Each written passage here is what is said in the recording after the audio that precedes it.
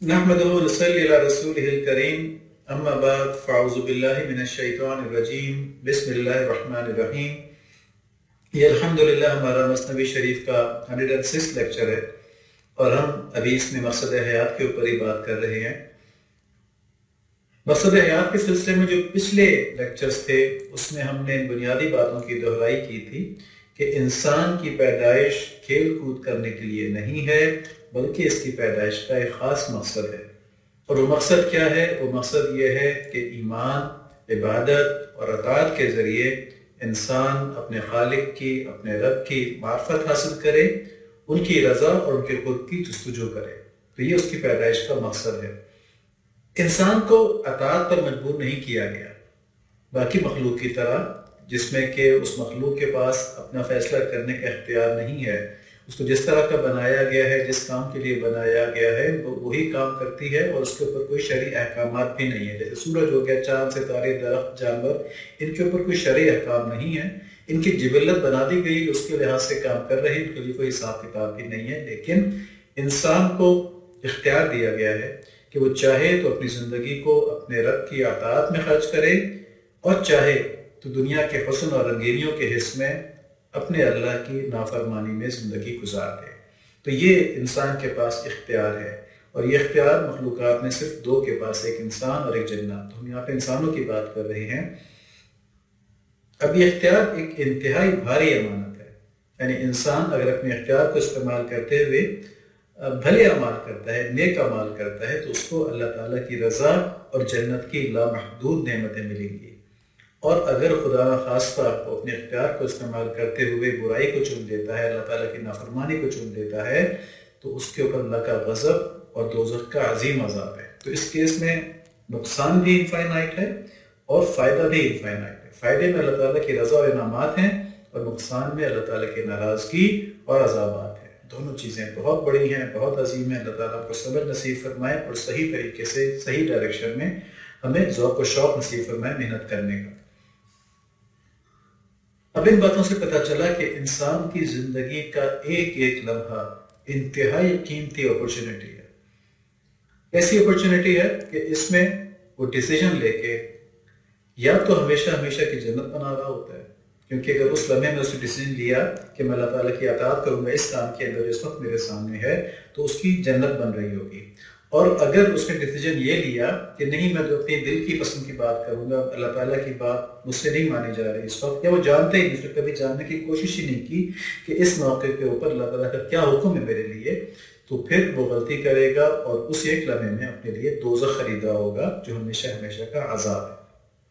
اب ان باتوں سے ثابت ہوا کہ انسان کا امتحان دنیا کے حرص اور اللہ کریم کا تقوی، ان کے درمیان انتخاب کرنا ہے۔ دنیا کا حسن ظاہری آنکھوں سے نظر آتا ہے، اور تقوی کا حسن مومن کے دل کی آنکھ کو نظر آتا ہے، اگر اس نے اپنے دل کو گناہوں سے سیاہ نہ کر دیا۔ تو اب ان باتوں کی روشنی میں ہم نے پچھلے لیکچر میں انسانوں کو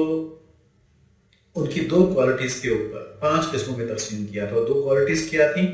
نمبر 1 دنیا کے حرص، نمبر 2 تقوی۔ یعنی دنیا کے حرص اگر زیادہ ہے، تقوی 0 ہے، تو کون سی کیٹیگری ہے؟ اور اگر دنیا کے حرص 0 ہے اور تقوی جو ہے 100% ہے، تو کون سی کیٹیگری ہے؟ اس کے بیچ کی کیٹیگری اس کے علاوہ۔ تو سب سے پہلے کافر اور اللہ کے باغی انسان، یہ کیٹیگری تھی۔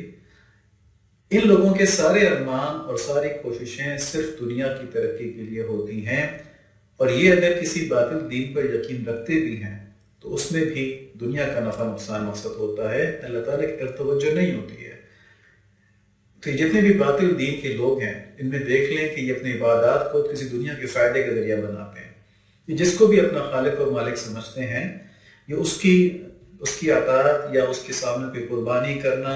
یا اس کو خوش کرنے کی کوئی اور کوشش کرنا، وہ اس لیے ہوتا ہے کہ انہیں دنیا کا کچھ فائدہ وہ پہنچا دے۔ تو دنیا کی محبت میں اللہ تعالیٰ سے اس مکمل غفلت کی وجہ سے انہیں اسفل السافلین اور چرپائیوں سے بھی بدتر کہا گیا ہے قرآن شریف کے اندر۔ ٹھیک ہے، یہ کافر اور باغی انسان ہے جو اللہ تعالیٰ کے باغی ہیں۔ دوسری قسم یہ مسلمانوں کی ہے، لیکن یہ کون سے مسلمان ہیں کہ دنیا کے حرص کے غلام ہیں اور تقوی سے تقریباً عاری ہیں، یعنی نیگلیجبل تقوی ان کے اندر ہے۔ تو ان کی فکر اور عملی زندگی میں کفار کی فکر اور طرز زندگی کی چھاپ ہوتی ہے، کیونکہ ان دونوں کی سوچ کی پرواز صرف اور صرف دنیاوی نفع نقصان ہی ہوتا ہے، اس سے آگے ان کی عقلیں پہنچتی نہیں ہیں، اور ان کو اپنے ایمان کی بالکل بھی قدر نہیں ہوتی۔ مسلمان پیدا تو ہو جاتے ہیں لیکن اپنے ایمان کی قدر نہیں ہوتی، بلکہ اس ایمان سے کہیں زیادہ ان کو کفار کا جو طرز زندگی ہے اس کی قدر ہوتی ہے، وہ ان کو اچھا لگتا ہے۔ تو ان کا ایمان بس ایک کچے دھاگے سے بندھا ہوتا ہے، جس کے ضائع ہونے کی نہ کوئی فکر بھی نہیں ہوتی، اور اللہ تعالیٰ اپنے فضل سے ہی بچا لے تو بچا لے، ان کی کوئی کوشش اس کے اندر نہیں ہوتی۔ تیسری قسم دنیا کے حص سے مغلوب اور کمزور تقویٰ کے حامل مسلمان، یعنی کہ ان کا تقویٰ کسی حد تک تو ہوتا ہے لیکن دنیا کی حرص بھی ان کے اوپر غالب ہوتی ہے۔ تو یہ مسلمان اپنی عملی زندگی میں دنیاوی حرص کے ہاتھوں مجبور ہوتے ہیں، لیکن انہیں اللہ تعالیٰ کے عذاب کے خوف کی حد تک تقویٰ حاصل ہوتا ہے، یعنی ان کا تقویٰ یا اللہ تعالیٰ سے ان کا ڈرنا جو ہے یہ جہنم کے عذاب کی وجہ سے ہوتا ہے، کہ ان کا جہنم کے عذاب کے اوپر ایمان ہوتا ہے، تو جانتے ہیں کہ اللہ تعالیٰ میں سخت عذاب دے سکتے ہیں، یعنی اللہ تعالیٰ سے اس طرح کی محبت نہیں ہے کہ ان کی ناراضگی سے ڈریں، بس ان کے عذاب سے ڈرتے ہیں۔ تو اس خوف کی وجہ سے انہیں اپنے ایمان کی اتنی قدر تو ہوتی ہے کہ اس کو ضائع نہیں کرنا چاہتے، ٹھیک ہے، تو ایمان کی قدر ان کو ہوتی ہے لیکن اعمال کی نہیں ہوتی۔ گناہوں کی خواہش کے آگے یہ اپنے آپ کو بے بس پاتے ہیں، چنانچہ کیا ہوتا ہے کہ ایمان ضائع نہیں کرنا چاہتے، خواہشات چھوڑنا نہیں چاہتے، تو اپنی خواہشات کا جواز ڈھونڈنے کے لیے یہ ایسے لوگوں کے پاس جاتے ہیں جو انہیں اللہ تعالیٰ کے احکام کے اندر رد و بدل کر کے توڑ مروڑ کے ان کی جو خواہشات ہیں ان کے مطابق ان احکام کو کرتے ہیں، تو پھر یہ خوش ہو جاتے ہیں کہ ہم کوئی گناہ نہیں کر رہے، جیسے کہ شراب پینے کو حلال کہتے ہیں، نامحرم سے غیر ضروری ملنا جلنا اس کو حلال کہتے ہیں، اس طرح باقی چیزیں جو اللہ تعالیٰ نے حرام کی ہیں اور جن کاموں سے روکا ہے ان سب کو یہ جائز قرار دے دیں، تو پھر آدمی کہتے ہیں یہ والے لوگ ٹھیک ہیں، باقی مولوی صاحب تو ایسی سختی کرتے رہتے ہیں نا، دین اصل میں یہ نہیں، دین اصل میں یہ ہے۔ اور ان میں ایسے لوگ بھی ہوتے ہیں جو اپنی سستی کی وجہ سے، اپنی خواہش کی وجہ سے جھوٹے پیروں کا بھی شکار ہو جاتے ہیں۔ ان کے پیر ان سے کہتے ہیں کہ تم فکر نہ کرو، تمہارے سارے اعمال کے ذمہ دار ہم ہیں، ہم تمہارے سارے گناہوں کا بوجھ اٹھا لیں گے، تم بس وہ کیے جا جو ہم چاہ رہے ہیں، اور ان سے نذرانے وصول کرتے رہتے ہیں، اور یہ چند نذرانے دے کے سمجھتے ہیں کہ ہماری جنت کا بندوبست یہ پیر صاحب کر دیں گے۔ تو دین میں جو یہ ان کی کم فہمی ہے نا، جو کم جاننا ہے دین کو، اس وجہ سے یہ گمراہ ہوتے ہیں، اور خطرناک بات یہ ہے کہ یا تو اپنے گناہوں کو گناہ ہی نہیں سمجھتے، اور اگر گناہ سمجھتے بھی ہیں تو بہت ہلکا سمجھتے ہیں، انہیں کوئی کبھی توبہ کا خیال نہیں آتا، نہ کبھی توبہ کی توفیق ہوتی ہے ان کو۔ یہ ایسے ہی جیسے حدیث شریف میں ہے نا کہ فاسق کے لیے گناہ ایسے سناک کی مکھی بیٹھی اور اس نے اڑا دی، جبکہ جو مومن ہے، تقوی والا ہے، اس کے لیے گناہ ایک عذاب بن جاتا ہے، ایک پہاڑ کی طرح بن جاتا ہے، جب تک کہ توبہ کروا کے معاف نہ کروا لے اس کو سکون نہیں آتا ہے۔ تو یہ فرق ہوتا ہے۔ چوتھی کیٹیگری یہ وہ لوگ ہیں جو دنیاوی حسن کے شوقین تو ہیں لیکن تقوی ان کا پہلی کیٹیگری والوں سے زیادہ مضبوط ہے۔ تو ان مسلمانوں کو اللہ تعالیٰ کی نعمتوں اور قدرتوں کا استحضار رہتا ہے، یعنی کانشیس رہتا ہے کہ اللہ تعالیٰ نے مجھے اتنی بہت سی نعمتیں بھی دی ہیں، ان کو مجھ پر ہر طرح کا اختیار بھی ہے، اور جنت سے محبت بھی رکھتے ہیں کہ جنت میں جانا چاہیے، بہت زیادہ نعمتیں ہیں وہاں پہ۔ تو ان کا تقویٰ جو اس میں غالب پہلو اللہ تعالیٰ کی احسان مندی کا ہے، اور ان کی صفات کی معرفت کی وجہ سے ان کی عظمت کا احساس بھی ان کے اندر ہوتا ہے، جس وجہ سے یہ اللہ تعالیٰ سے ڈرتے ہیں۔ کس وجہ سے ڈرتے ہیں؟ نمبر ایک کہ اللہ تعالیٰ نے بہت سی نعمتیں ہم کو دی ہوئی ہیں، ہر چیز میں اللہ تعالیٰ کے محتاج ہیں، تو پھر ان کی ناراضگی نہیں لینی چاہیے۔ دوسرا کہ اللہ تعالیٰ کی عظمت کا استحضار ہوتا ہے، جتنا آدمی کسی کی عظمت کو سمجھتا ہے اتنی اس کے نافرمانی سے خود بخود ڈرتا ہے، تو یہ ان کے تقویٰ کی بنیاد ہوتی ہے۔ لیکن یہ لوگ بھی نفس کی اصلاح نہ ہونے کی وجہ سے مکمل اطاعت نہیں کر پاتے اور اپنی ناجائز خواہشات پر کنٹرول نہیں کر پاتے، تو چاہے وقتی طور پہ سے کسی نہ کسی چھوٹی یا بڑی غلطی کا شکار یہ ہوتے رہتے ہیں، لیکن قلب میں اللہ تعالیٰ سے تعلق کی وجہ سے اور ایک حد تک جو معرفت کا نور ہوتا ہے اس وجہ سے اپنی غلطی پر پشیمان بھی ہوتے رہتے ہیں اور توبہ کی طرف متوجہ بھی ہوتے رہتے ہیں۔ تو ان کی جو یہ ادا ہوتی ہے کہ اپنی غلطی پہ پشیمان ہونا اور توبہ کی طرف متوجہ ہونا اور اپنی عاجزی اللہ تعالیٰ کو شو کرنا کہ یا اللہ میں ان گناہوں سے نہیں بچ پا رہا، میں دنیاوی خواہشات کے اندر بہک جاتا ہوں، بھٹک جاتا ہوں، یا اللہ آپ مجھے معاف کر دیں، مجھے بچا لیں اس چیز سے۔ تو یہ توبہ اور بار بار اللہ تعالیٰ کے دربار میں رجوع کرنا یہ ان کے گناہوں کی معافی کا سبب بن جاتا ہے، اور اللہ تعالیٰ کی رحمت سے امید ہے کہ ان سب کے گناہ معاف ہو جاتے ہیں۔ اور ان میں سے جن کے ہاتھ پہ اللہ تعالیٰ کا مزید فضل ہو ان کو اللہ تعالیٰ سابقون کے درجے میں بھی پہنچا دیتے ہیں۔ سابقون کون ہوتے ہیں؟ ان کا ذکر یہ 5ویں کیٹیگری میں ہے کہ یہ وہ لوگ ہیں کہ دنیا کے حسن سے بالکل متاثر نہیں ہوتے اور صرف اللہ تعالیٰ کو چاہنے والے ہیں۔ یعنی یہ وہ لوگ ہیں کہ جن کی صرف ایک ہی خواہش ہے اور وہ یہ ہے کہ اللہ تعالیٰ راضی ہو جائیں، اللہ تعالیٰ اپنا بنا لیں، اللہ تعالیٰ ہمارے ہو جائیں۔ یہ لوگ بڑے عجیب ہوتے ہیں، یہ جنت بھی اس لیے چاہتے ہیں کہ انہیں پتہ ہوتا ہے کہ اللہ تعالیٰ کی رضا کی جگہ ہے، اور دوزخ سے بھی زیادہ اس لیے ڈرتے ہیں کہ وہ اللہ تعالیٰ کی ناراضگی کی جگہ ہے۔ یعنی طبعی طور پہ جنت سے محبت اور دوزخ سے خوف تو ان کو ہوتا ہی ہے، لیکن وہ لاشعور میں چلا جاتا ہے۔ ان کے سامنے بات یہ ہوتی ہے کہ اللہ تعالیٰ ناراض نہ ہو جائیں، اللہ تعالیٰ راضی رہیں، تو صرف اللہ تعالیٰ کی رضا کے لیے سارے کام کرتے ہیں۔ ان کا نفس مطمئنہ بن چکا ہوتا ہے، اللہ تعالیٰ کی اطاعت کے اوپر مطمئن ہو چکا ہوتا ہے، راضی ہو چکا ہوتا ہے، اور ان کا قلب صرف اللہ تعالیٰ کی محبت سے روشن ہوتا ہے۔ اور قرآن شریف میں انہیں نفس مطمئنہ کہا گیا، سابقون کہا گیا اور مقربون کہا گیا۔ سورہ فجر کی آیت ہے نفس مطمئنہ کے لحاظ سے، آیت نمبر 27، یا ایتھا النفس المطمئنہ، کہ اے اطمینان والے نفس کہ جو اللہ تعالیٰ کی اطاعت کے اوپر مطمئن ہو گیا، جس نے اپنی سرکشی چھوڑ دی۔ اور سورہ واقعہ کے اندر آیت نمبر 10 اور 11 ہے، السابقون السابقون اولئک المقربون، اور جو سبقت لے جانے والے ہیں وہ تو ہیں ہی سبقت لے جانے والے، وہی ہیں جو اللہ کریم کے خاص مقرب بندے ہیں۔ مقربون بھی یہاں کہا گیا، سابقون بھی کہا گیا۔ اور سورہ مطففین میں آیت نمبر 28 کے اندر ہے، عین یشرب بها المقربون،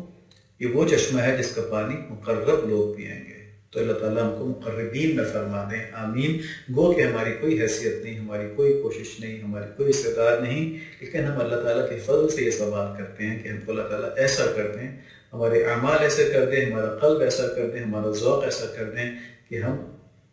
سابقون بننے کے لیے اپنی زندگی کی جدوجہد شروع کر دیں۔ تو اب دیکھیں، ان سب باتوں کو جاننے کے بعد عقل مند لوگ اس بات پر غور کریں گے کہ وہ مقربین کے گروہ میں کیسے جا سکتے ہیں، وہ سابقون بننے کے لیے کیا کر سکتے ہیں۔ اور جو باذوق لوگ ہیں وہ یہ تمنا کریں گے کہ کاش وہ اتنے پاکیزہ ہو جائیں کہ ان کے دل اللہ تعالیٰ کی محبت اور ان کی طلب کے سوا ہر چیز سے خالی ہو۔ دیکھیں، ایسی لوگوں کو قرآن شریف میں عقل مند کہا گیا ہے کہ جو اپنی آخرت کی فکر اور اللہ تعالیٰ کو ہمیشہ یاد رکھتے ہیں۔ ٹھیک ہے، تو عقل اور ذوق دونوں چیزیں یہاں پہ ڈسکس ہو رہی ہیں۔ سورہ آل عمران کی آیت نمبر 191 ہے، الذین یذکرون اللہ قیاما وقعودا وعلی جنوبہم ویتفکرون فی خلق السماوات والارض ربنا ما خلقت هذا باطلا سبحانک فقنا عذاب النار، کہ جو لوگ اللہ تعالیٰ کا ذکر کھڑے اور بیٹھے اور اپنی کربٹوں پر لیٹے ہوئے کرتے ہیں، دیکھیں یہ ذوق ہو گیا، ذوق ہو گیا، جس کا ذوق جتنا اعلیٰ ہوتا ہے اسی چیز کا ذکر کرتا ہے۔ وہ ہم ایک چیز کہاوت بھی سنتے ہیں نا کہ جو آرڈنری مائنڈ ہوتے ہیں وہ شخصیات کو ڈسکس کرتے ہیں، پرسنالٹیز کو ڈسکس کرتے ہیں، اور جو ان سے ذرا بہتر مائنڈ ہوتے ہیں وہ ایونٹس کو ڈسکس کرتے ہیں، واقعات کو ڈسکس کرتے ہیں،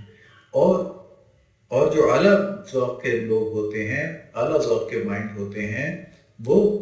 خیالات کو، کنسیپٹس کو ڈسکس کرتے ہیں۔ تو ان سے بھی اعلیٰ ذوق والے جو ہے نا وہ اللہ تعالیٰ کی باتوں کو ہی کرتے ہیں، ان کی زندگی میں اور کچھ نہیں، تو باقی سب چیزیں اس کے اندر آ جاتی ہیں۔ تو وہ لوگ جب بھی بات کریں گے اللہ تعالیٰ کی محبت کی بات کریں گے، اللہ تعالیٰ کی خوبیوں کی بات کریں گے، اللہ تعالیٰ کے احسانات کی بات کریں گے، اللہ تعالیٰ سے دعا کریں گے کہ یا اللہ ہمیں معاف کر دیں، ہمارے درجات بلند کر دیں، ہمیں مصیبتوں سے بچا لیں۔ ان کا اٹھنا، بیٹھنا، لیٹنا حضرت اللہ تعالیٰ کے ذکر کے ساتھ ہوگا، تو یہ باذوق لوگوں کی بات ہوگی۔ اور آگے فرمایا کہ وہ لوگ آسمان اور زمین کی پیدائش میں غور و فکر کرتے ہیں اور کہتے ہیں اے پروردگار تو نے ہمیں بے فائدہ نہیں بنایا۔ یہ عقل مندی ہے کہ وہ اپنی عقل استعمال کرتے ہیں، پھر رائٹ کنکلوژن پہ پہنچتے ہیں، صحیح نتیجے پہ پہنچتے ہیں کہ یا اللہ تو نے ہم کو بے فائدہ نہیں بنایا، تو پاک ہے، بس ہمیں آگ کے عذاب سے بچا لے۔ اس ایک جملے کے اندر اللہ تعالیٰ کی معرفت آ جاتی ہے کہ تو پاک ہے۔ اب پاک ہے، سبحان اللہ، اس کے معنی لامحدود ہیں، تو یہ اللہ تعالیٰ کی نسبت سے ہو گیا، بس ہمیں آگ سے بچا لے۔ اور اپنی معرفت بھی ہو گئی کہ ہم دوزخ کے عذاب کو برداشت نہیں کر سکتے، ہمیں اس پاک رب کو راضی کرنا ہے۔ تو راضی کرنے کا پہلا سٹیپ کیا ہے؟ دعا کرنا کہ یا اللہ آپ پاک ہیں، آپ ہمیں آگ کے عذاب سے بچا لیں، کیونکہ آگ کا عذاب یہاں ریپرزینٹ کر رہا ہے اللہ تعالیٰ کی ناراضگی کو۔ ٹھیک ہے، تو اس آیت کے مفہوم بڑے وسیع ہیں، اللہ تعالیٰ کو سمجھ نصیب فرما دیں۔ اب دیکھیں اس آیت سے ہمیں یہ پتہ چلا کہ جو لوگ آخرت سے غافل ہیں، جو یہ کام نہیں کر رہے، وہ اللہ کی نظر میں عقل مند نہیں ہے۔ خواہ دنیا کے لحاظ سے، پیٹ پالنے کے لحاظ سے وہ کتنا ہی ذہین ہو، اللہ تعالیٰ کی نظر میں وہ عقل مند نہیں ہے۔ تو یہ تو ہوگی عقل کی بات۔ اور قلبی میلان کے لحاظ سے جب لوگوں کی نظر میں اللہ تعالیٰ کی محبت کے لطف کی اہمیت نہیں ہوتی، ٹھیک ہے، یہ کیا جملہ ہے کہ اللہ تعالیٰ کی محبت میں جو مزہ آتا ہے نا، جب لوگوں کے دل میں اس کی اہمیت نہیں ہوتی تو پھر ان کا اڑنا بچھوڑنا دنیا کی محبت ہو جاتی ہے، دنیا کی لذتیں ہو جاتی ہیں، کیونکہ انہوں نے اعلیٰ چیز کو دیکھی نہیں نا، تو بس وہ ادنا چیز کے اوپر ہی اپنا سارا ٹائم ضائع کر دیتے ہیں۔ تو انشاءاللہ آج ہم دیکھیں گے کہ سابقون میں ہونے کے لیے، مقربون میں ہونے کے لیے جو تمنا ہے، اس تمنا کا نہ ہونا، اس سے غافل ہونا، یہ کس وجہ سے ہے، اس کا کیا علاج ہے۔